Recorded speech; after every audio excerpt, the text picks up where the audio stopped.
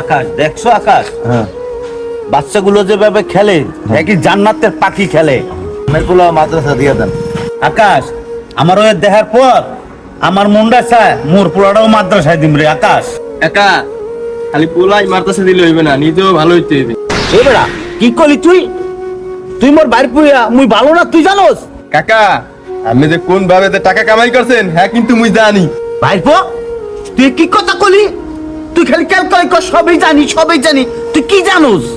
কাকা আপনি যে অবৈধ ভাবে যে টাকা পয়সা কামাইছেন এগুলা করে জান্নাতে যাইতে পারবেন না। আর যদি কাকা মনে করেন আপনার পোলারে মাদ্রাসা ভর্তি করে জান্নাতে যাইবেন তাহলে এটা ভুল।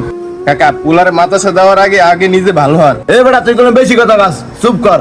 আকাশ সাজ্জাদ আমার ভাইপো কথাটা ঠিকই কইছে। সাজ্জাদ ভাইপো তা এখন আমি কি করব তুমি বলো তো বাবা।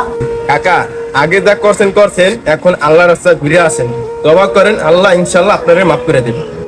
আর কাকা পোলা মাদ্রাসা ভর্তি করে যান, এই উসিলে আল্লাহ আপনারে মাফ করে দিতে পারে।